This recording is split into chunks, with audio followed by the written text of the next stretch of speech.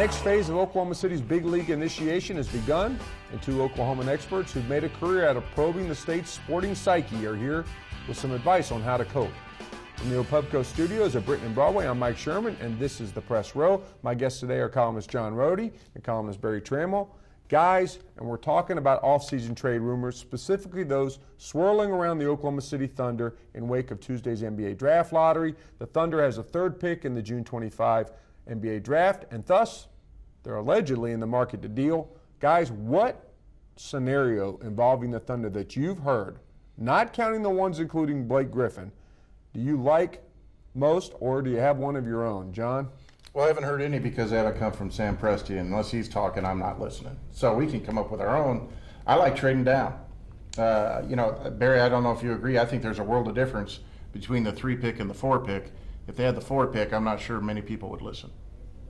Oh, no, you're right. There's a pretty big gulf between 3 and everybody else.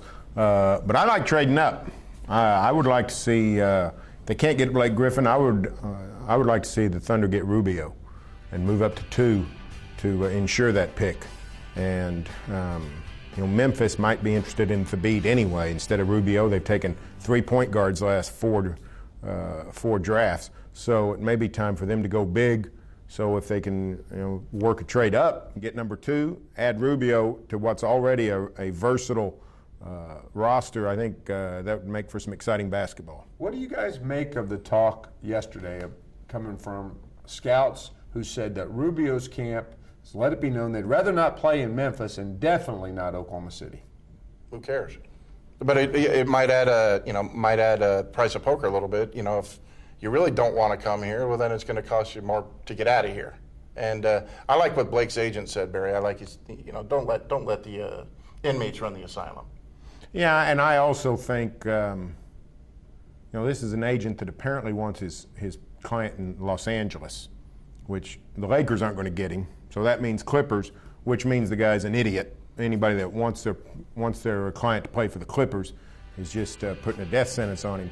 So I wouldn't pay too much attention to anything he said. Obviously, guy from Spain doesn't know anything about Memphis, doesn't know anything about Oklahoma City, knows quite a bit about Los Angeles. So, that to me, that's sort of a natural, but it's also a little bit of a, who cares? John's right. You don't pay much attention to him. What's eerily similar is the 93 draft when Orlando had number 1, Golden State had number 3, and a bunch of first-round picks. Well, Orlando picked Chris Webber. Golden State picked Anthony Hardaway. They signed, they flopped, and 2 or 3 first-round picks were in there.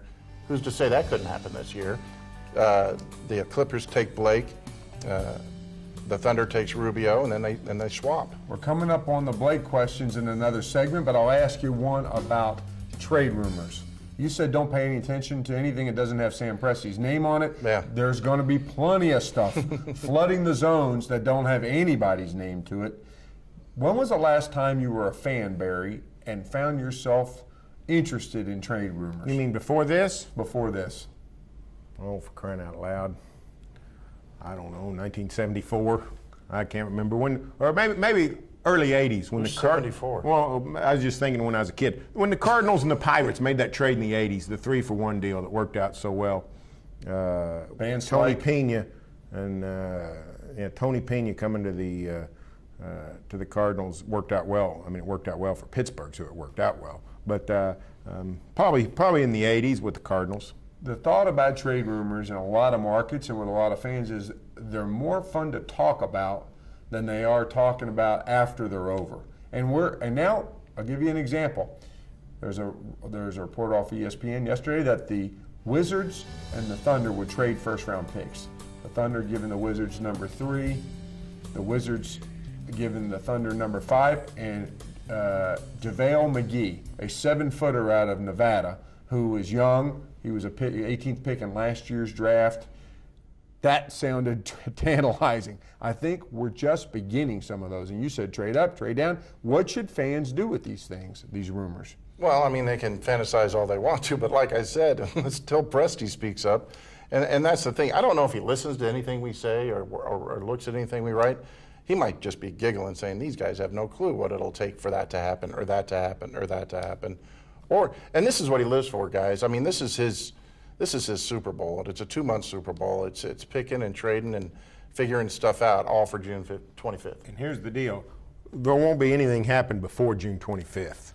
Any potential trades will come on draft nights, because people hardly ever do they pull a trigger on a trade, a draft-type trade, before the draft. They wait and see how the draft falls. For instance, a huge player in all this discussion is Memphis. Is Memphis going to take to beat, or Rubio? And until everybody knows who the Thunder can draft, if Rubio's gone, the Wizards aren't at number 2. The Wizards aren't going to don't want to trade with the Thunder. And same with anybody else. So it'd be all talk until draft night, and then it'll all come barreling down.